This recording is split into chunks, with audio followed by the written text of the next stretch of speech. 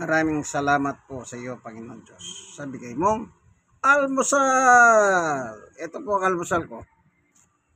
Almusal na binigay ng ating Panginoon Diyos. Amen. God is good all the time. Yan. Yan po ang almusal. Nakita nyo, no? Ayon sa Panginoong Yesukristo, ang almusal po galing sa Diyos. Yan po yung tinuro niya. Pinahalam niya sa lahat ng tao na nakasulat po sa Biblia.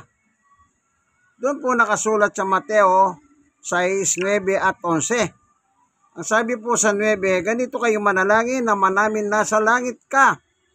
In verse 11, bigyan mo kami ng aming kakanin araw-araw.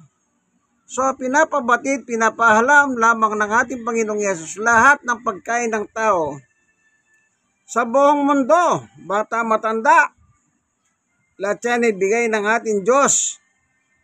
Kaya nga tinatawag siyang God the Father. Parang pamilya lang. Sa pamilya, ang tatay ang naghahanap buhay para provided ang kanyang asawa, anak, mga anak. O kung meron pa nga po. Yan ang trabaho ng tatay. Ganon din po ang Diyos, kaya nga tawag siyang God the Father. No, tandaan niyo yan. Walang ibang pinagmulan ng pagkain natin kundi ang Diyos. Bakit? Kasi siya po ang lumikha ng lahat ng bagay dito sa mundo. Kung ano man yung pagkain natin na yan, galing po sa mga nilikha ng Diyos. Kung halaman man yan, puno yan. O gulay man yan, galing lahat sa Diyos. Sapagkat siya po ang lumikha ng langit at lupa. Pati nga tayo, nilikha ng Diyos. Kaya nilikha niya rin po kailangan natin na pagkain araw-araw. Kaya dapat lamang pasalamatan ng Panginoon Diyos. Okay, kain tayo, kaibigan. Ito, maglalabas tayo ng pan. Ito, Pinoy Tasty. Kakain tayo ngayon. 3 piraso. At meron naman tayong pansit na binili ko kanina. Na 15 pesos. Halos hindi malagyan nung nagtitinda. Hindi ko malaman eh. Napaka ewan.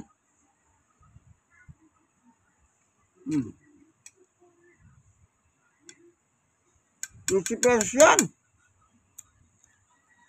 Grabe.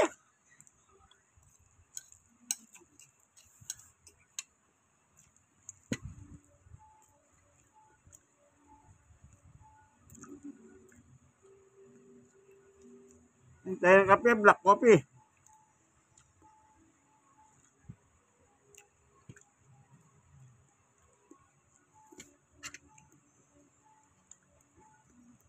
Meron dito corn beef na ginisa. Lagyan natin yung tinapay.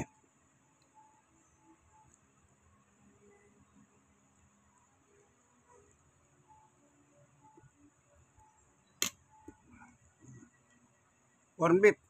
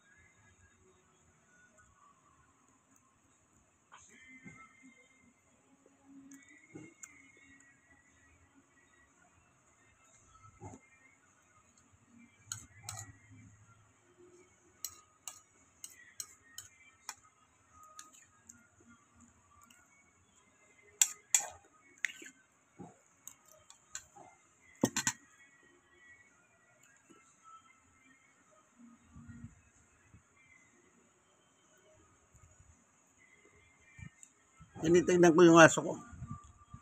Baka natutulog doon sa CR. Kasi natutulog kasi malamig sa CR. Si Winter. Kasi wala dito sa tabi-tabi ko eh. Dati pag kumakain ako, nandyan lang.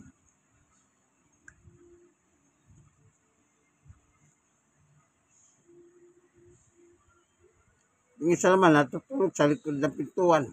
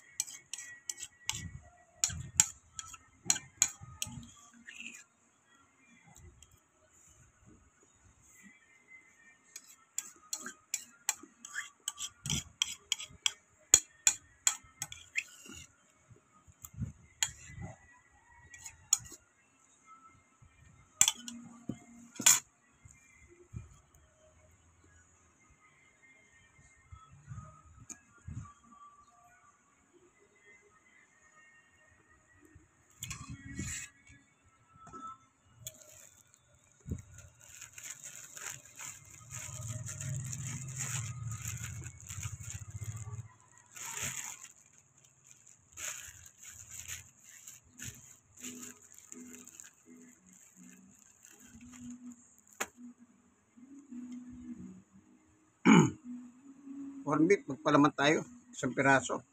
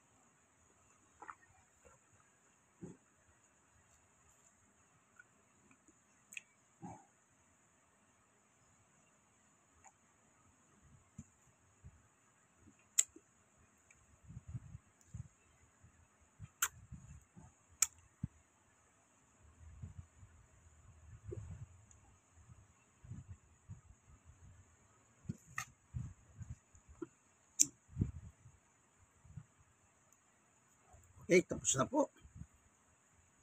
Ako po yung kaibigan kay Jesus, Brother Manny Bautista. Sa po senior citizen, 64. Stroke nose. 6 na taon. At person with disability, 6 na taon. Yung tuhod ko naman ang may tama. Po. Sige po. Hanggang dito na lang po ang ating video. Like and share. Share and share. God bless us all. Ay, hey. Nawadat na kayo ng video ito na pinanonood nyo nasa bahay kayong kalagayan. At hindi lang yon. Thank you for watching. Bye-bye.